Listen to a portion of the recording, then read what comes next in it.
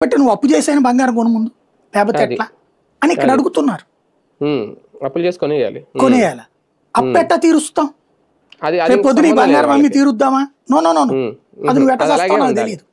ఉమ్, నువ్వు ఇవాళ మీరు చూస్తే ఈ టోటల్ రిపోర్ట్లో ఉమ్, ఇద్దరు హైయెస్ట్ అప్పు చేస్తున్నాడు, ఉమ్. ఆంధ్ర, 2 తెలంగాణ. మెయిన్ అవును తెలుగు ఈ రాష్ట్రాలే 2 చోట్లనే పుట్టిన దరిద్రం ఇది, అవును. విపరీతంగా పుట్టిన దరిద్రం ఇది. ఉమ్, ఉమ్, కొన్ని రాష్ట్రాల్లో 6% 7%కి మించలేరు అప్పులు. అవును. నార్త్ ఇండియాలో అదంతా.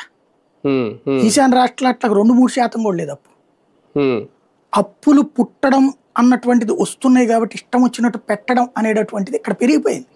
ఉమ్, ఉమ్, ఎందుకు అంటే ఇక్కడ మొదట మనం మహిళలను అప్పుల పాలు చేసాం. అవును. దీనికి కారణం అది. డ్వాక్రా మహిళలు వచ్చాక వాళ్ళకి అప్పులు ఇస్తున్నాక అవసరం లేకపోయినా అప్పు ఇస్తున్నాం వాళ్ళకి. ఉమ్, దాంతో ప్రారంభమైనటువంటి సిస్టమ్. వాళ్ళు ఏదో వెల్ సెటిల్డ్ అవుతారని ఉమ్, ఆ రోజు నుండి ఈ రోజు దాకా ఉన్నటువంటి దాంట్లో వాళ్ళు రూపాయి లెక్కలు పండిపోయారు, కానీ అప్పులు తీసుకోవడం ఆపట్లేదే. ఉమ్, నాకు అక్కర్లేదు అప్పు అంటలేదు వాళ్ళు. ఉమ్, 10 మంది సభ్యుల్లో 8 మందికి అప్పు అక్కర్లు. అక్కడ ఉమ్, ఇద్దరికే అప్పు అవసరం. అవును. ఉమ్, ఆ 8 మంది వద్దులే అన్నారు అనుకోండి, ఉమ్, ఈ ఇద్దరు గొడవ పడతారు వాళ్ళతో.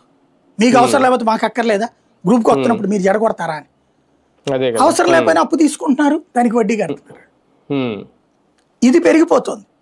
అవును. అన్నిటికంటే మెయిన్ ఏంటంటే మనం ఎలా ఏది అప్పు తీర్చగలమంటేనే తీసుకుందామని కాదు, అవును. అప్పు తీసుకుంటే తప్పేంటనే మాట నాకు బాగా గుర్తు. నేను హౌసింగ్ లోన్ తీసుకున్నాక నిరంతరం టెన్షన్ పడేవాడిని. ఉమ్, రాత్రి పగలు ఉద్యోగం చేసేవాడిని, మీకు తెలుసు కదా, ఆఫీస్లో కూడా అవును. పడుకునేవాడిని.